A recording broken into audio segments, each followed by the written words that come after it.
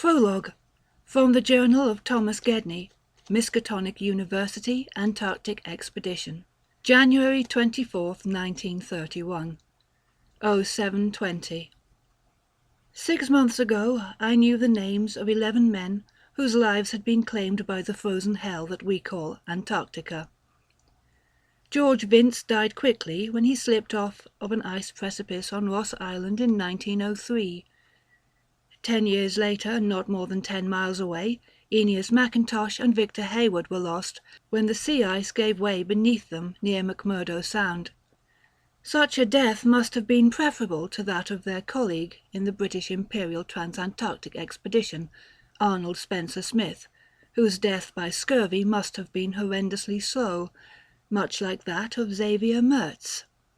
Mertz avoided the crevasse that swallowed and instantly killed his colleague Belgrave Ninnis, but he cleverly avoided starvation by slaughtering his sled dogs. But Mertz consumed too much of the dog's liver and died in slow lingering agony from an overdose of vitamin A. Even this must have been preferable to the deaths of Robert Scott and his team of Evans, Oates, Wilson and Bowers. They raced to the South Pole in the winter of 1911 to 1912, only to learn that Amundsen had beaten them there. On the trek back they succumbed slowly to hunger and the cold. The doctors say Ernest Shackleton died in the South Georgia Islands from heart failure. Those who knew him know that it was the desolate ice and freezing winds that ate at the man that slowly wore him down before taking him completely. It gives me no pleasure to add 11 more names to that list. 11 good men, men I knew, men with whom I have worked for the last 6 months. Lake, Atwood, Mills, Boudreau, Fowler, Orendorff, Watkins, Moulton, Carroll, Daniels, and Lowe. More than half of the Miskatonic University expedition, lost not to the ice, not to the cold or wind or even to hunger, but to something else. Something ancient and forgotten. Something that waits in the ice and kills without remorse. I have no doubts that some of the expedition survived to carry out the majority of our story. Captains Douglas and Thorfinson were supposed to have remained in the harbour at Ross Island.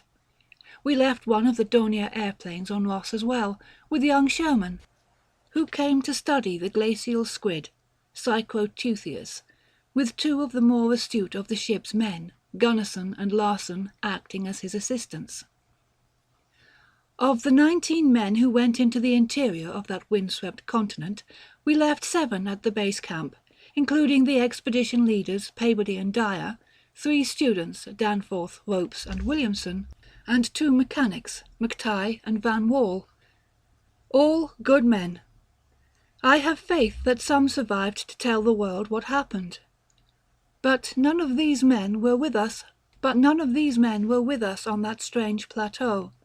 None of them saw what we brought up out of the Stygian darkness, and none heard the strange keening that shattered the droning silence of the Antarctic and preceded the horrors that would come. They were not there, but I was, and so it falls to me to lay down some record of those events, to hopefully tell the world of the fate of those 11 brave men, and the dangers that await mankind as we delve into the forgotten and unknown past of our own small world. The seeds for what happened, the rift that developed between Peabody and Lake, and Lake's near maniacal desire to pursue his own avenues of research, these were planted long before the expedition even arrived at Ross Island. As nominal founders of the expedition, Lake and Peabody were supposed to come to mutual agreement on staffing issues, but they disagreed on which physicist and geologist to invite along. Lake wanted the more progressive and younger team of Macready and Gary, while Peabody leaned towards Atwood and Dyer. The impasse was broken when Peabody used his influence with the Pickman Foundation to set the team leadership as he wanted it. Outraged, Lake threatened to resign completely until a last-minute negotiation mediated by Atwood, putting Lake in charge of selection of the 7 graduate students that would join the team as junior partners, defused the issue. Lake's selection of 3 biologists, 2 physicists, meteorologists, who were both protégés of Macready, 1 engineer and only 1 geologist, only served to strengthen the feud. Thus, when those first mid-December borings at Mount Nansen brought up slate fragments containing queer triangular imprints which Lake claimed were unprecedented in the fossil record, it was inevitable that he would demand further investigation.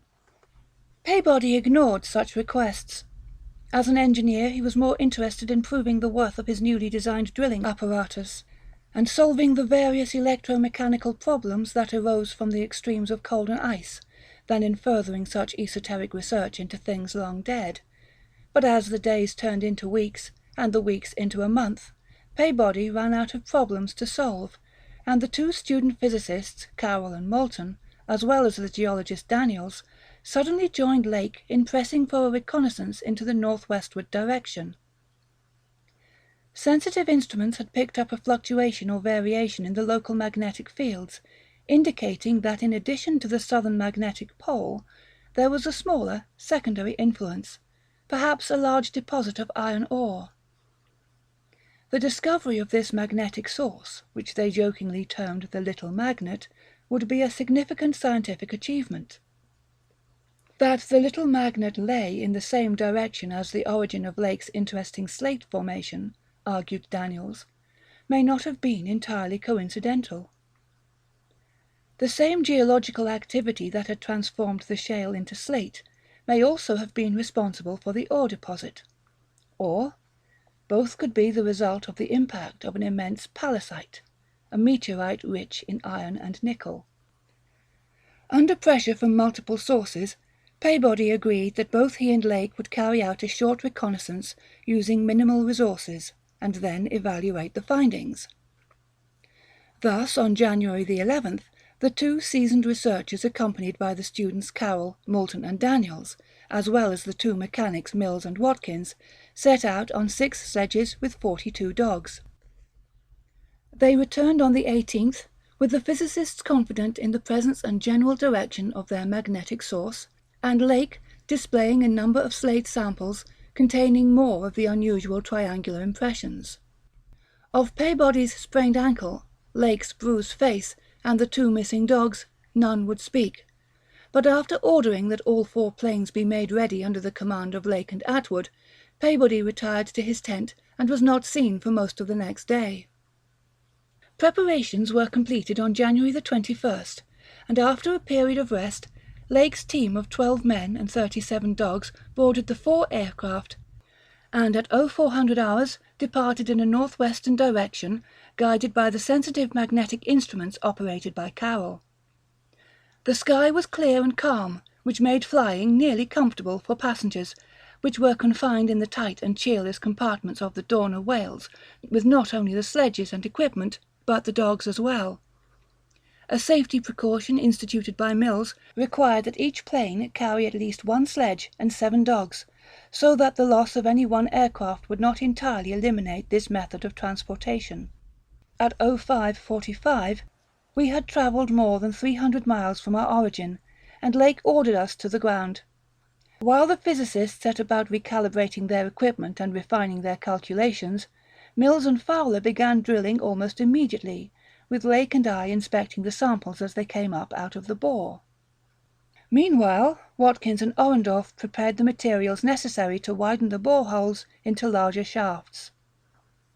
At 1100 hours, using a combination of thermite and explosives, Watkins widened the shallow borehole, and after clearing away the rubble, Daniels descended and began to deliver samples back to the surface. Lake was ecstatic. The slate samples were ripe with those strange large triangular depressions that he was sure were from some unknown and extinct organism. What's more, these samples were found to be mixed with fossils that we easily identified as belonging to the trilobite genus Phacopid that flourished in the Devonian. Lake was so stunned by how the number of triangular marks increased dramatically from between the 2 samples that it was left to me to point out the more startling implications. Using fossilized species as a guide, the original samples had been dated back to the Carboniferous period, approximately 300 million years, while the new samples dated back to the Devonian, approximately 400 million years. Whole species, whole phyla, had arisen and gone extinct in that time period. The first rooted plants had moved on to land, as had insects and other invertebrates. The first true sharks had appeared, as had amphibians. Yet while all this had happened across the face of the earth, those marks, those strange triangular marks, had not changed in size or shape whatsoever.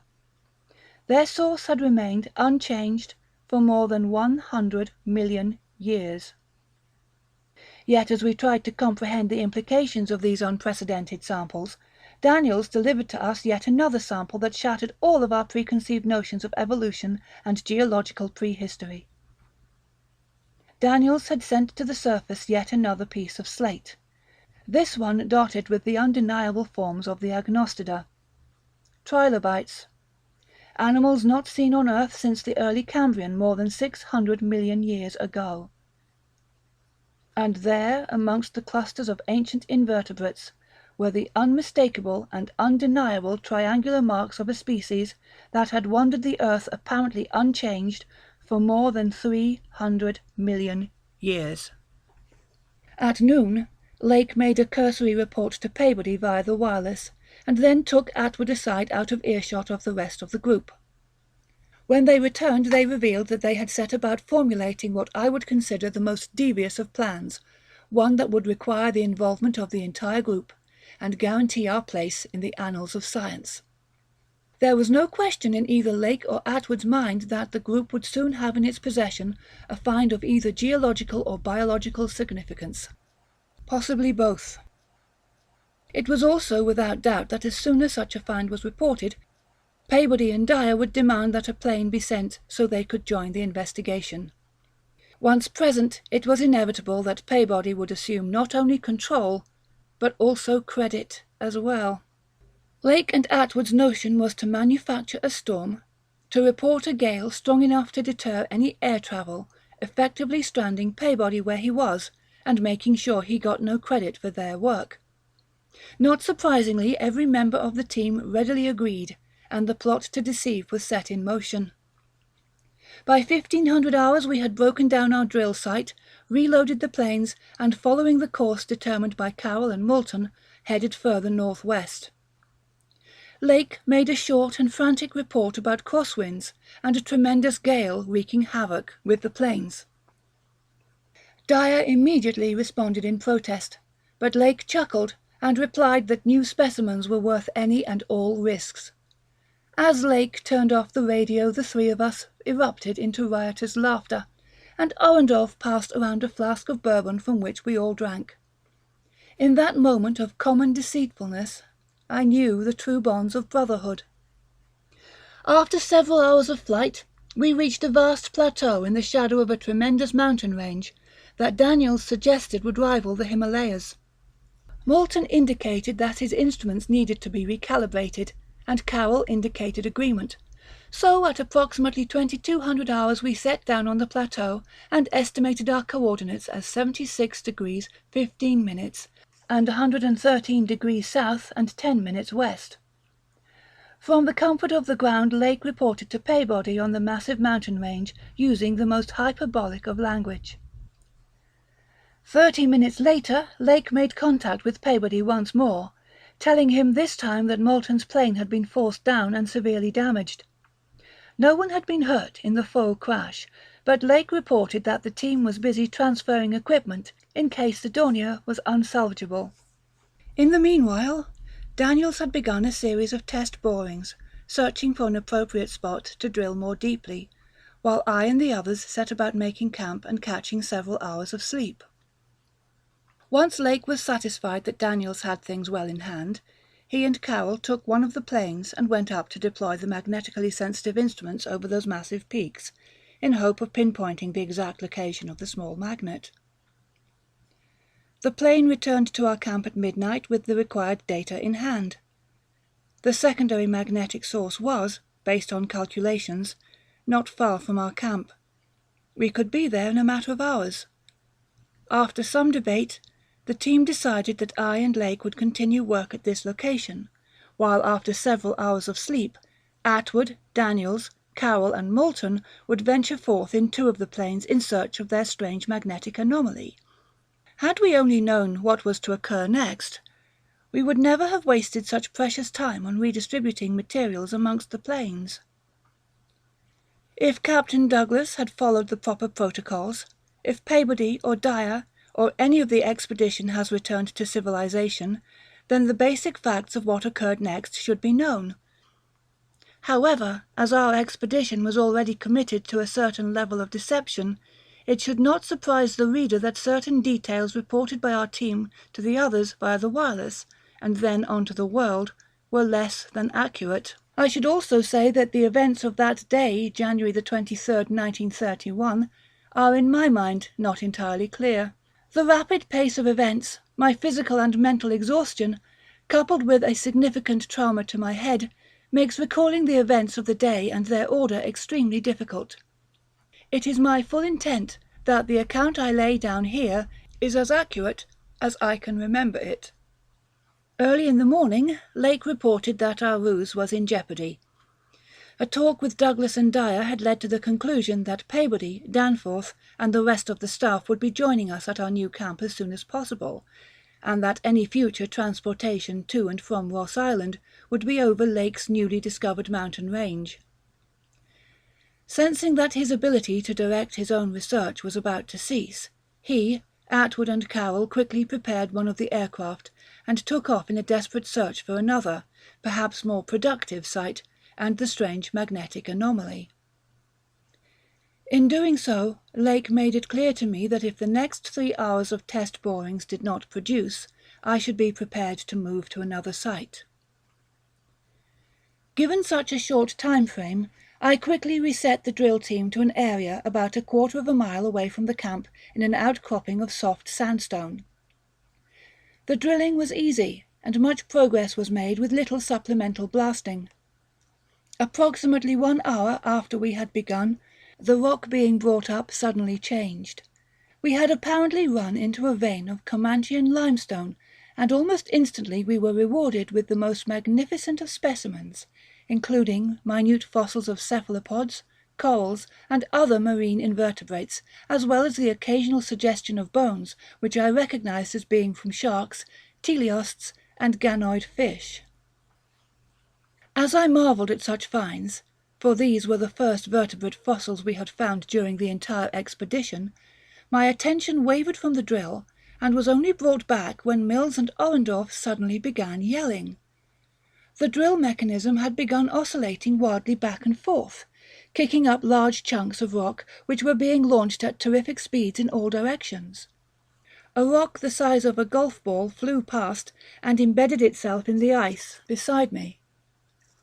Other pieces ricocheted off the drill itself, leaving dents and gashes in the casing. Orendorff had taken refuge behind a case of drill bits, while Mills had taken to cowering behind the spoil mound. Knowing that I was responsible for not only the drill, but what also appeared to be an extraordinary fossil bed, I foolishly ran headlong for the motor engine, all the time being pelted by a torrent of rock and ice.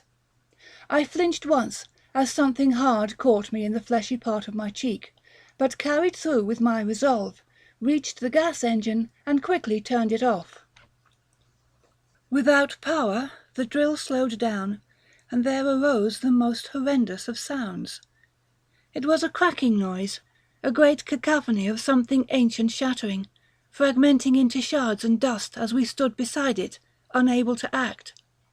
A great cloud arose, and the drill, suddenly denied of support, tilted forward, swung wildly, and then settled slowly onto its side. When the dust and ice had cleared, we emerged from our various shelters and beheld the most spectacular of sights. A portion of the limestone vein had caved in, creating an opening about 5 feet across that opened into a shallow hollow. Fearing another cave-in, the 3 of us cautiously crawled across the ice to the edge of the newly opened cavern, and peered down into what had until recently been a Stygian darkness. The hollow was no more than 8 feet deep, but extended off in all directions. The roof and floor were abundant with stalactites and stalagmites, some of which met to form the most spectacular of crystalline columns. But most importantly, what set me rushing back to greet Lake's plain was the vast wash of shells and bones that seemed to cover the entire floor of the cavern. It was just after 1400 hours when we finished securing the winch and our team carefully lowered down into the cavern. Within minutes all of us had realized that we had discovered what was possibly the greatest cache of paleontological samples ever discovered. We quickly identified the most amazing diversity of samples I had ever seen, including mollusks, crustaceans, primitive sharks, placoderms, thecodonts, mosasaur skulls, pterodactyls, archaeopteryx, primitive horses, and titanotheres.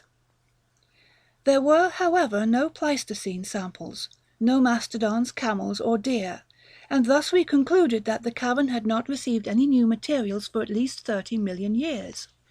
There was, however, a curious abundance of primitive life, generally found in the Silurian and the Ordovician, which seemed a tremendous contradiction to the latter more evolved species and the rock in which they were embedded, which was, without a doubt, Oligocene in origin. The fantastical conclusion that we drew from such information was that in some manner the life of more than 300 million years ago had continued unabated and uninterrupted, mixing with the species that we knew had come into existence only about 50 million years ago. It was at this point that Lake scribbled a hasty note and handed it to Moulton for dispatch over the wireless.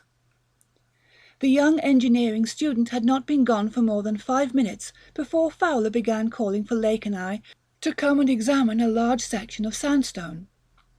For there, in the relatively young sedimentary rock, were several distinct triangular striated prints, nearly identical to those we had found in the slate samples at other sites. There were some minor differences. The new samples were smaller, and the markings bore a slight curvature at the end. Lake postulated that these markings indicated that the species might be undergoing a reversion, returning to a more primitive or decadent form, although I disagreed on drawing such conclusions based on limited data.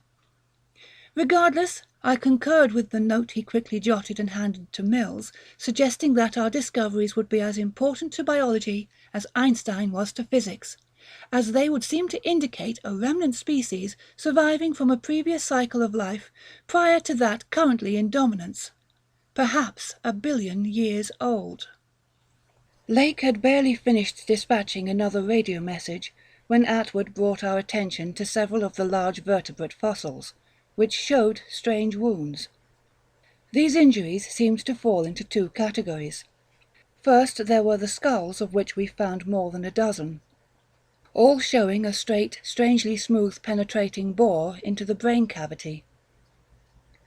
The other markings were on the long bones of the legs, and consisted of straight lines perpendicular to the bone itself, which effectively bisected the bones in a single cut, though we found several examples in which the final cut was apparently preceded by multiple false starts.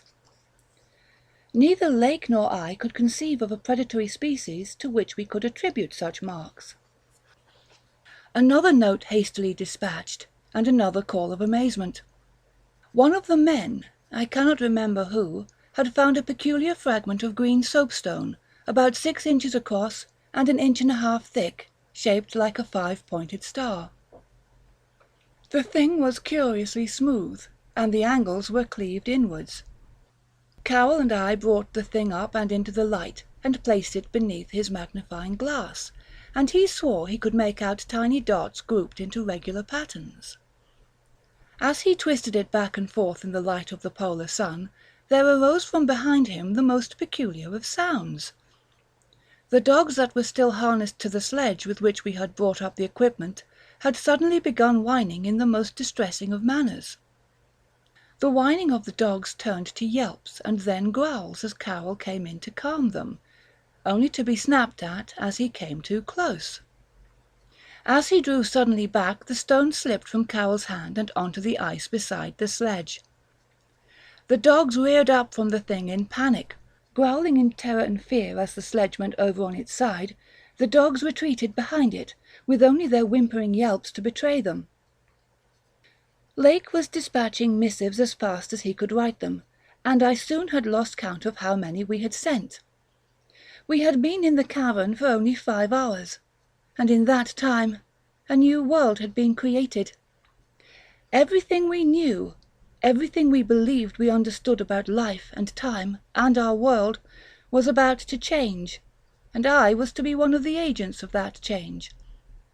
My name would go down amongst the great minds of the past: Newton, Galileo, Agassiz, Van Leeuwenhoek, and Darwin. My life, my career, my reputation as a scientist was, for that brief and glorious instant, set among the stars, and brighter than I could have ever dreamed. How strange that such things can change from one instant to the next.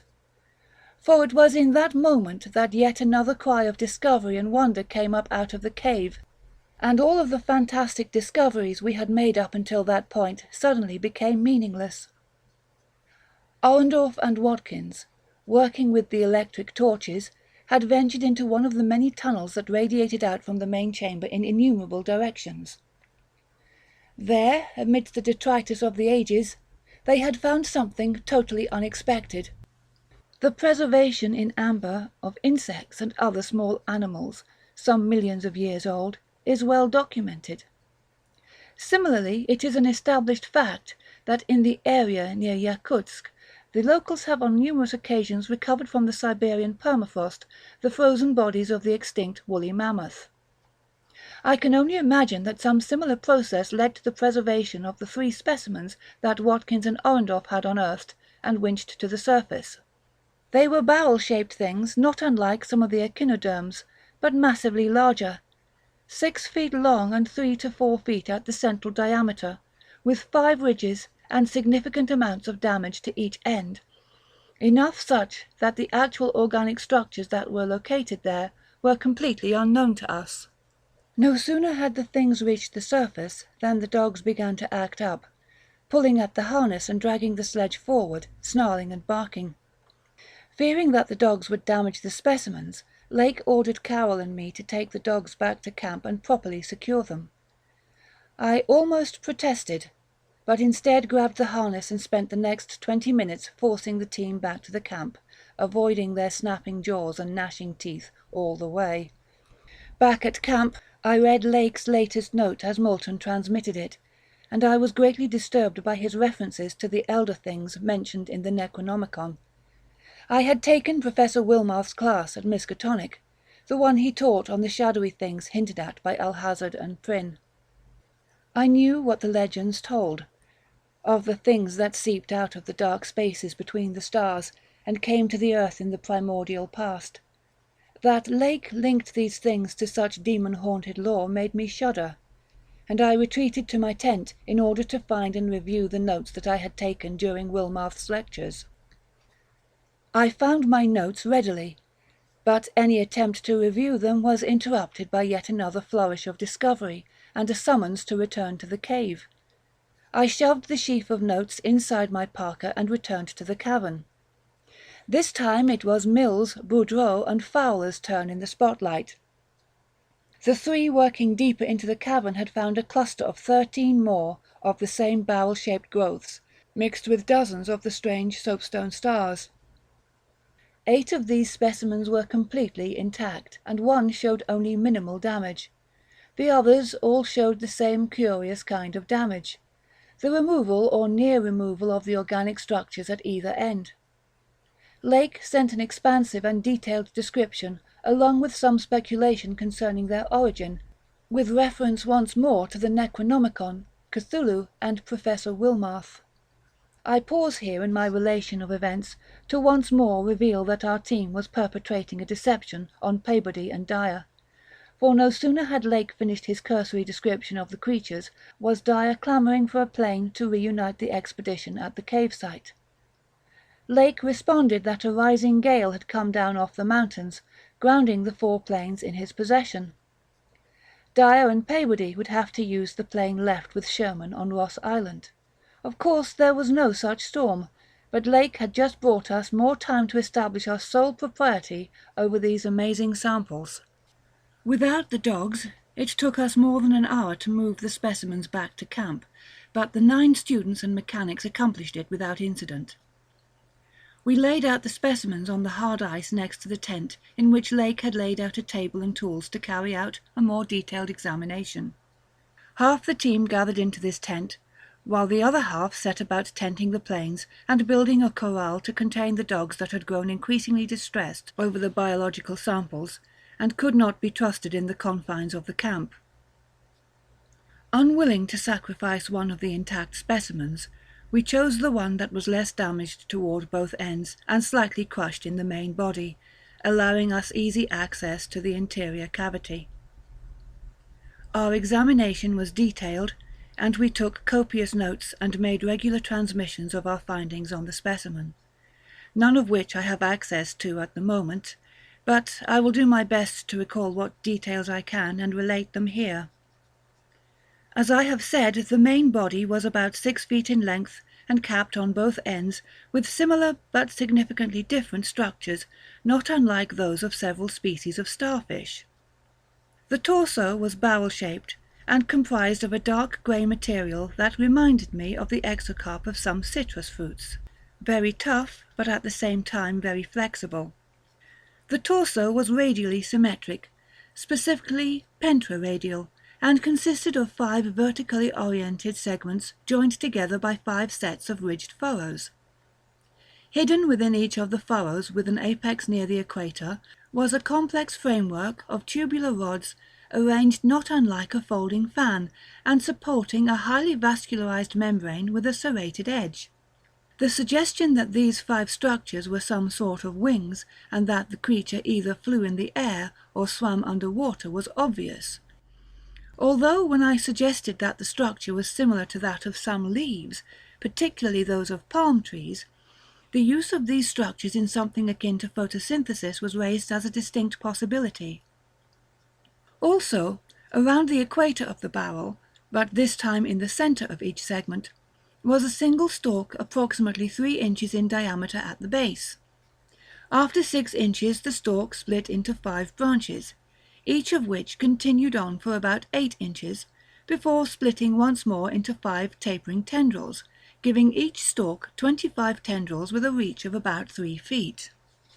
On the top of the torso was a bulging ring with 5 sets of heavy plates covering a series of fleshy flaps and diaphragms, joined together in an accordion-like structure, which we all readily agreed was analogous to the respiration structure used by spiders, known as book lungs.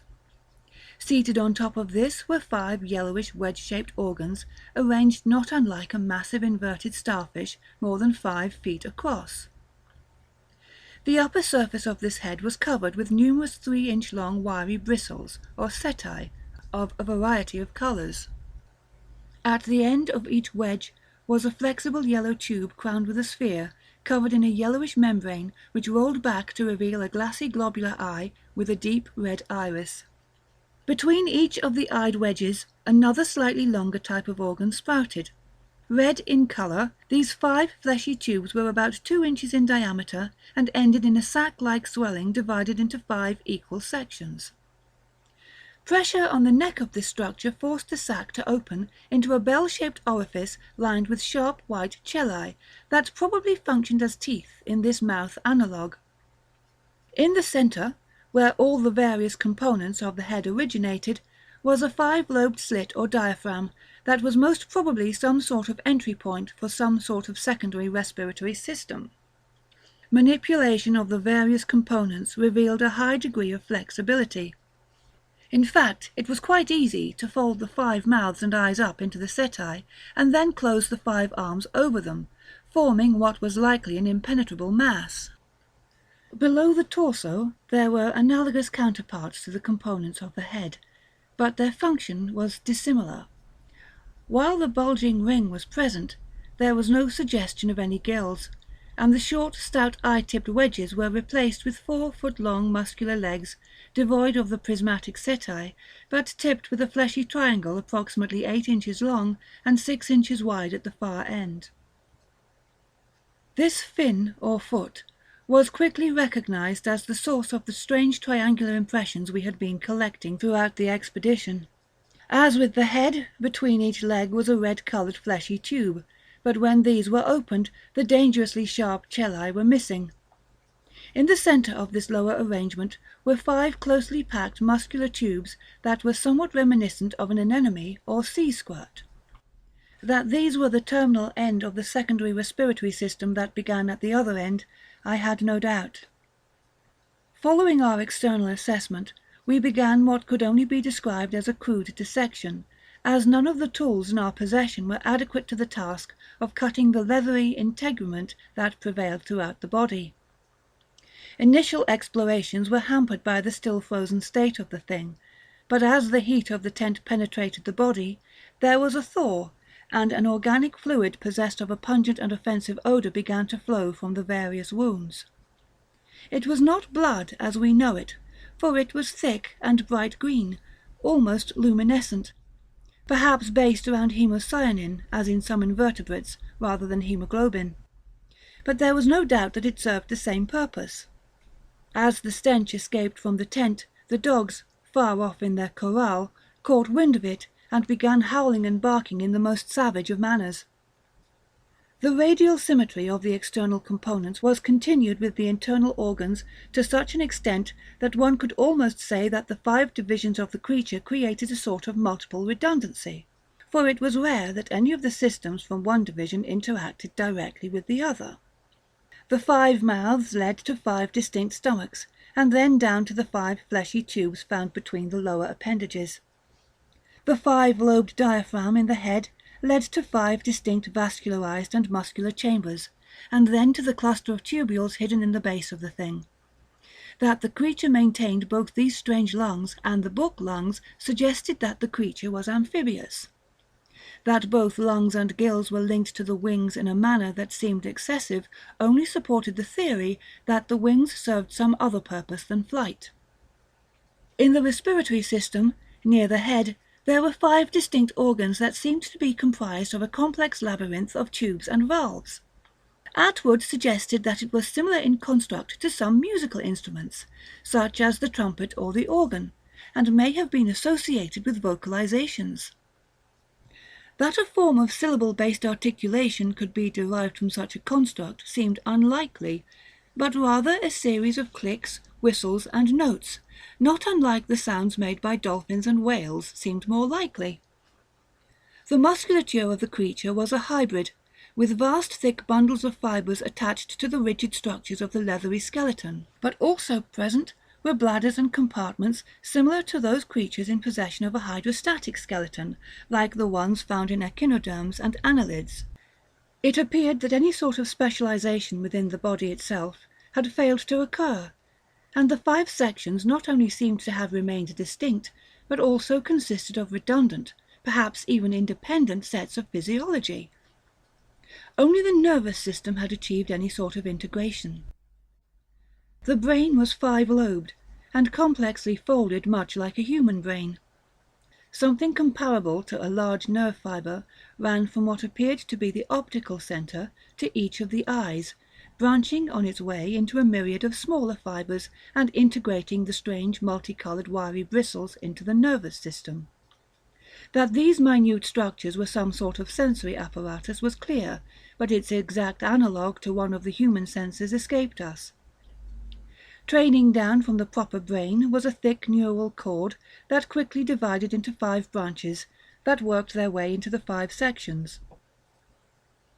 These neural cords had distinct ganglial centres scattered throughout the section, one near the wings, another near the equatorial tentacles, and yet another near the lower appendages. There had been hope that the dissection would shed light on the origin of this species, but if anything the examination raised more questions. The radiate structure and the hydrostatic skeleton suggested a marine origin, but the wings and musculature implied some sort of aerial influence, both of which seemed contrary to certain characteristics that were distinctly vegetative in origin. That this organism had evolved in complete opposition to all other life on Earth, and had achieved such a level of development prior to the Precambrian period, flabbergasted Luke, and once more he fell back on that ancient mythology and drew a name from Olaus Wormius's Greek translation of the Necronomicon. In his radio message to Peabody, he called this strange new species the Elder Ones, but this was a rough translation of the name used in the Necronomicon. He could have used another name. The name Wilmarth had said meant progenitors, and that, according to Wilmarth, Alhazred had dared to write only once. The name used in the ancient languages, which was not their true name, but the name used only by the most faithful of servants. That protoplasmic servitor race, Alhazred called Shoggoths, and the Batrachian subhumanoid deep ones. That name had been the Cohel. Lake finished his dissection around 0200 hours on January the 24th. He went outside and stared at the specimens that were laid out on the ice. The constant sun had acted on the bodies, eliminating some of the rigidity associated with being frozen. But as the air temperature was well below that of freezing, Lake had no fear of any sort of decomposition. Still, in a token attempt to prevent the stench of the things from filling up the camp and enraging the dogs, Lake ordered them covered with a tarp weighed down with ice blocks. At 0400 hours, Lake signed off and took the time to lie to Peabody and Dyer, telling them that the storm was still blowing and flight was impossible. Immediately after that, Lake and Atwood crawled into their tent and went to sleep. Given the activity of the last 24 hours, the entire expedition followed suit, and I, tired of the faces of my fellow team members, climbed into one of the airplanes and pulled the hatch closed behind me, noting the time on my watch as 04:30 hours. It wasn't long before I was deeply asleep and dreaming. I have always had the most vivid of dreams, and this one was no different. I was in the lab proctoring a class of students through a review of various aquatic microorganisms.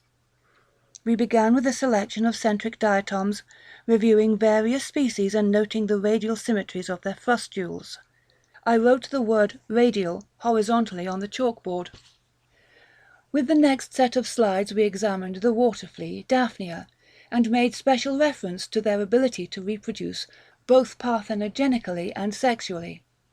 As I said these things, I wrote the word parthenogenic vertically on the chalkboard, using the R in radial as in a crossword puzzle. I then moved the class on to examining samples of the photosynthetic cyanobacteria nostoc, which when exposed to rain has an unusual capability of swelling up to conspicuous proportions, earning it the name star jelly, or the rot of the stars. Once again I wrote on the chalkboard, this time using the existing P to spell out photosynthetic. As I did this I heard a dog barking outside. I asked one of the students to close the window before realizing that there was no window to close. We moved on to another slide, this one of a tardigrade or water bear, an 8-limbed creature that fed on a variety of other aquatic species, including algae, bacteria, and even other aquatic animals.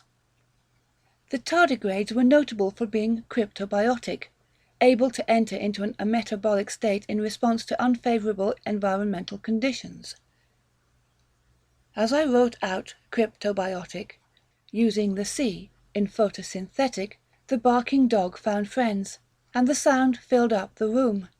The last slide was that of a lichen, a symbiotic composite of a fungus and an algae. As I wrote out symbiotic, using the B in cryptobiotic, I had to scream to make myself heard over the dogs. I was telling the students something important, something about the 5 words I had written on the board. These words were important, more important than the dogs barking. They were so loud, those dogs, they made it hard to think about what I was saying, but I knew it was important. Radial, parthenogenic, photosynthetic, symbiotic, cryptobiotic. 5 words. 5 characteristics of what? The elder things that Wilmarth had dared to name the Corel? Their morphology was radial, and the wings certainly could have been capable of photosynthesis. Many species reproduced parthenogenically. Why not the elder things? The strange body structure, the independent systems, implied a kind of symbiosis. It all fit except for one word. The dogs were howling now, screaming, yelping in fear and agony. Cryptobiotic meant what, exactly? The ability to assume a metabolic state in response to unfavorable environmental conditions indefinitely until conditions improved. What conditions? I damned those dogs. What conditions? Toxins, yes. Anoxia, yes. Anhydric, yes. Cold, yes. For how long? I asked myself. Indefinitely. What did that mean? A year, a decade, a century, 1,000 years, 1,000,000? The cave had been sealed up more than 30 million years ago. Could an organism enter into a cryptobiotic state and remain that way for 30 million years? It was impossible. It was madness to think such things. The dogs went silent, and where they left off, I began. I woke up screaming. There was a thud against the side of the plane, and then something slowly slid down the hull, whimpering, in the way only an injured dog can whimper. Acting on instinct, I ran to the hatch, undid the lock, and flung the metal door wide open. What I had intended to do I cannot remember, but I know what I saw. It took a moment for me to comprehend what was happening. At first I thought it was just the dogs, for they were scattered about the camp. Some were clearly dead, their bodies contorted into shapes inconsistent with life. Others were bloody and beaten, dragging themselves across the ice with broken legs, broken backs, and even the remnants of shattered muzzles dripping blood and teeth and bone. Those that were still healthy, still whole, seemed to be enraged by something behind one of the tents. They were barking and leaping into the air at something I couldn't make out. Suddenly Watkins dashed from one of the other tents and entered the unseen fray. He was screaming and rushing with one of the massive pickaxes we used for clearing ice. As soon as he disappeared behind the tent, my world went silent and still. The dogs had stopped barking. Watkins had stopped screaming. And even the wind had stopped howling. Time stopped, as something horrific and unseen played out behind that tent. Something I am thankful that I did not witness. The resumption of time was announced by the most curious of noises. It started as a series of low and slow whistling clicks, not unlike those made by cicadas or locusts. There was tone to it, and rhythm, a slow, painful rhythm that went something like this. Tek, tek, lee, lee. Tek, tek, lee, lee. Then, as the rhythm sped up and the tone increased in pitch, the single source was joined by another, and then a third, all producing that same horrendous sound. Tek, tek, lee, lee. Tek, tek, lee, lee. The rhythm became faster, forming a vast monstrous harmony that wavered in pitch like a demonic violin screaming for the souls of the damned. Tek, tek, lee, lee. Tek, tek, lee, lee. There was movement, and the body of poor Watkins careened off in multiple directions, as the demonic violinists moved from behind the tent and into my line of sight. It should be obvious that the things that emerged from behind the tent were the undamaged specimens that Lake had named elder things. But to see them lifeless on the dissection table and speculate about them was one thing. To see them alive and moving, interacting with each other and their environment, was another matter altogether.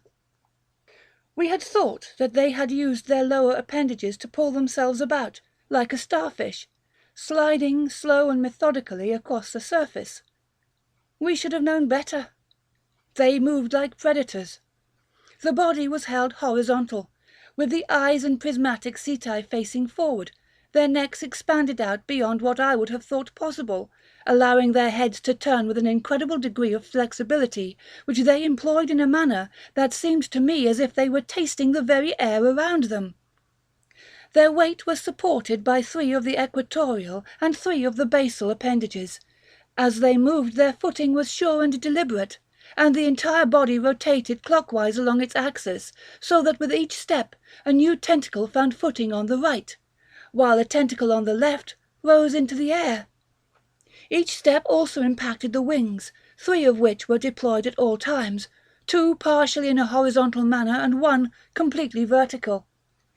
That the wings were somehow linked to the book gills and the tentacles in either a hydrostatic or pneumatic manner seemed apparent from the rhythmic pumping of all 3 systems.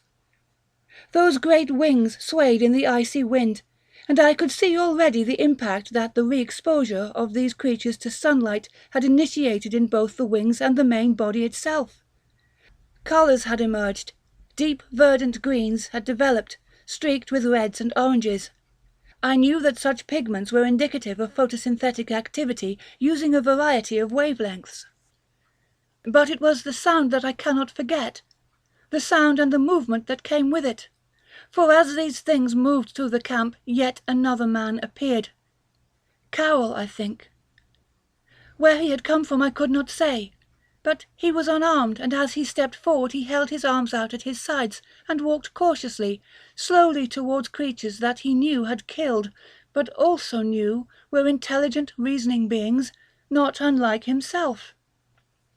The octet acted almost in unison, pausing to watch Carroll as he moved and spoke in calming tones. The strange whistling stopped, and it seemed as if there was some consideration going on. The vertically held wings on each creature seemed to expand, and then explode with colours. There was apparently some ability to control the chromatic display played across the wing. Then suddenly the display stopped, and the wings went dark green, almost black.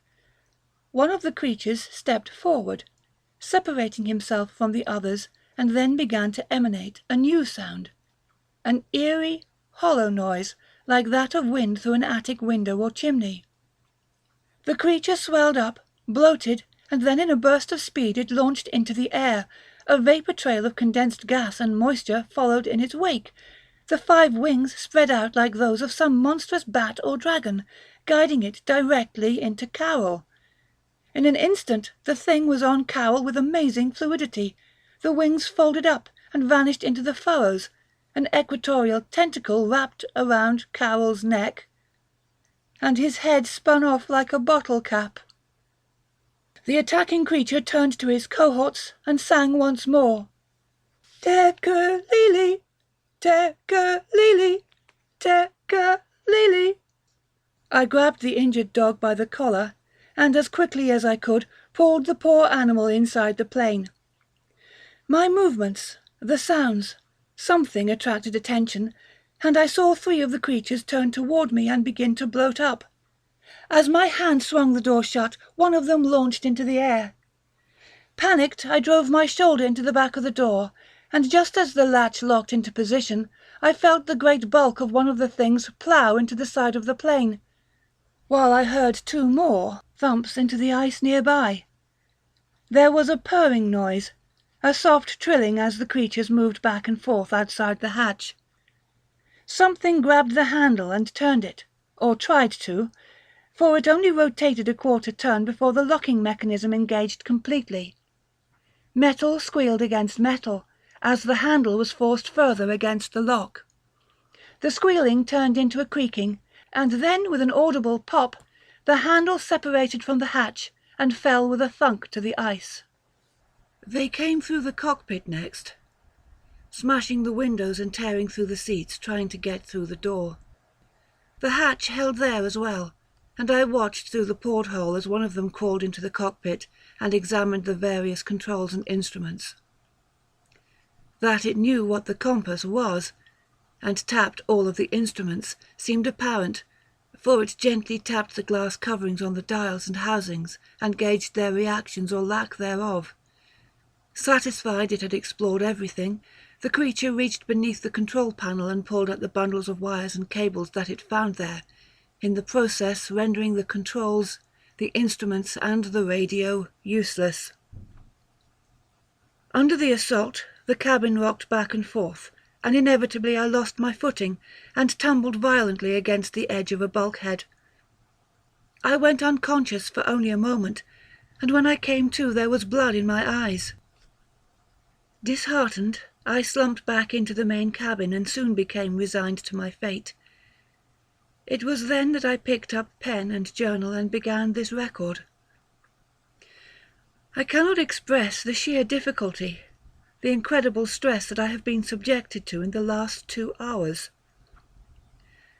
As I have written this account of our expedition, of our deceit, of our discoveries, and of the terror that followed, the horrors inflicted on our team have not abated. When we discovered these things in the ice, there was never any doubt that we would subject them to vivisection, as scientists often must to understand the true nature of a life form. It is not then without some level of understanding on my part that I watched as the elder things pulled a plane from beneath its sheltering tent, and then began to carry the dead and injured dogs inside. That such actions were taken out of the need for scientific exploration, I can understand, but the dogs were expended and replaced with the corpses of men, and those were expended and replaced with the injured and dying. Scientific exploration was exceeded and passed then into the purposeful cruelty of torture and mutilation that no man would dare to inflict on another. Even in the cabin I could hear the screams, the gurgling, blood-choked screams that ceased only after the judicious application of something that sounded heavy and blunt. Not once, not twice, but in most cases 3 times. 10:45. As much as I tried to ignore it, when I heard Lake's voice, heard him crash through the tent and onto the ice, I went to the window to watch. Even from a distance I could see that he was naked. Even from a distance I could see that he was naked, that as he crawled, the freezing landscape tore bits of his flesh away, leaving a trail of blood that froze instantly behind him. He was less than 5 yards away from the tent when one of the elder things came walking out after him. It stood on all 5 lower appendages, using them like a spider uses its legs, rotating them through wide and graceful arcs. In its upper tentacles, the ones that split into 5 and then again into 25 smaller manipulators, it carried one of our own pickaxes, with a horizontal blade on one side and a spike on the other. Before I could turn away, the thing spun across the ice in a blinding pinwheel-like motion, and drove the spike through Lake's back, pinning him like an insect to the ice. He screamed in agony, and I could hear him beg for the mercy of death. But instead the thing turned and left him there. He flailed helplessly against the ice for a few minutes. Then he grew silent and still, and I knew he was dead. 1200 hours. It is clear to me that the injured dog and I are the sole survivors of Lake's sub-expedition.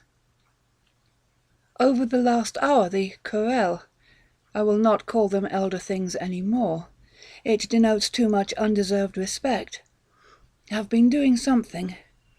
I hear noises, queer noises as they rummage through the camp. When I dare, I snatch glimpses through the porthole. They have loaded up all 3 sledges with equipment and materials from the camp, including the drill and ice-melting equipment, as well as other scientific equipments, texts, survival gear, furs and foodstuffs.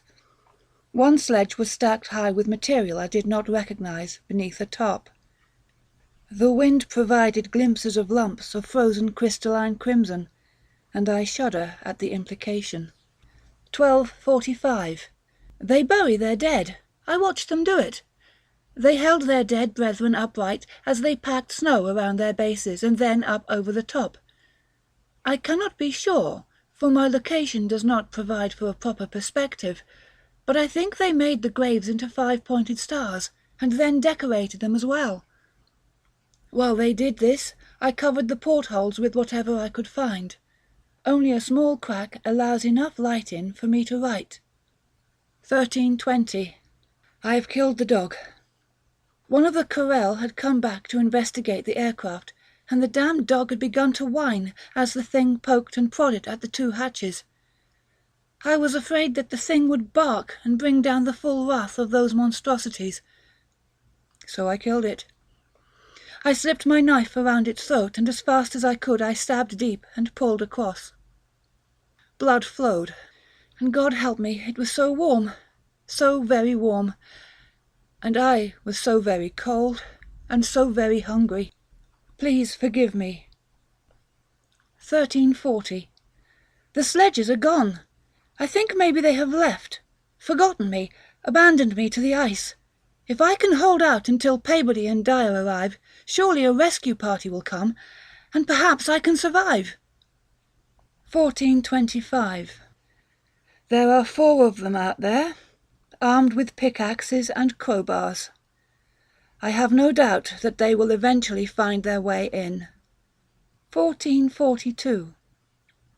They've shattered the portholes, reached in with tentacles whipping about, trying to find the latch. I cut one of them, and that horrendous green fluid they use for blood sprayed out. The whole place has their stink about it now. They stare at me through the broken window. They can see me cowering in the corner. They have red eyes, cold, dead eyes. One would think red eyes would show some life, some passion. I see nothing, not even hatred. Whatever they feel toward me, it is not hatred. I think maybe it is hunger. 15:15. I know now how they have survived for all these eons. It's their blood, that bright bioluminescent green blood.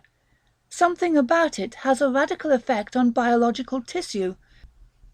As I wrote previously, when they shattered the portholes, I cut one of them, and the green blood sprayed all over the cabin, including the dead dog. I do not know how it works, but some of the alien blood must have seeped in through the skin, perhaps through the eyes or mouth, perhaps even through the wound in the throat. Regardless, as I sat prepared to do battle with the things outside, I suddenly heard the undeniable sound of panting coming from within the cabin itself. I turned just in time to watch the dog rise clumsily up on its legs and howl in the most horrifying and pitiful way. There was no denying that the poor beast was in agony, and a mass of pity rose up inside me. At the same time, it was clear that this thing was deranged. It was no longer the domesticated dog it had been. Indeed, in the mere moments I watched it, its behaviour revealed no relation to any sort of normal animal behaviour I had ever observed. The only comparison I can make is to film records of certain patients once held in the Safton Asylum. It lunged at me. This mad dog flew across the cabin, a mess of fur and blood, deranged and only partially in control of its movements. I dodged it easily and plunged my blade into the side of its chest. The creature now had 2 fatal wounds, and still it stumbled back onto its feet and slowly turned to attack. I refused to give it a second chance. I leapt onto its back and with my left hand pulled its muzzle up into my chest, while my right hand plunged the knife into its neck. Over and over again my knife found its mark, and still the dog thing struggled. Blood flowed from the dog like a river, and my parka became warm and slick with gore. I felt the blade bite into the spine, and with a single drastic effort, I forced the blade between 2 vertebrae and separated the dog's head from its body. The thing twitched a bit, but has not moved much since. I haven't had much time to think about what this means, but there are some things that I think should terrorize me. If the blood that flows through these things can reanimate a dog, and the only way that I could stop the dog was to decapitate it, Then that might explain how these things survived in the ice for millions of years. It might also explain why all the other specimens, the ones that didn't reanimate, were all beheaded. Terminating the connection of the body with the brain may be the only way of killing these things. Those things out there may be murderous, but they seem organized, in control. The blood likely brings them back completely normally. The dog doesn't have the same kind of physiology. The reanimation process is probably only partially successful on mammalian life. But even that terrifies me because it shouldn't have any reaction at all, unless in some way mammalian life, earthly life, shares some physiology, some biochemistry with these horrifying things. That these thoughts don't terrify me suggests that I'm in some sort of psychological shock. 1530. I want my friends and family to know that I did not despair, that Thomas Gedney did not succumb to the fear and loneliness that drives men mad out on the ice. I did not do this thing out of madness or despair, but out of desperation. When I was a child, my parents would take me to Sunday school, and the nuns would teach us about sin, mortal sin, and damnation. They said it was a sin against God to kill a man, even one's self. I do not think there is a God. How can there be a God, as men would understand him, that would allow such things as those that stalk the ice? How could God allow such things to live? What was it the mad Arab had written? That which is not dead, which can eternal lie, and in strange aeons even death may die. Yes, that's it. Was he writing of the Chorale? Are they our God of the holy resurrection? Is their body my body? Is their blood my blood? If so, I renounce them. I will pay no tribute, nor make no sacrifice. They will not have the privilege of taking my life. They will know what kinds of creatures now rule this world.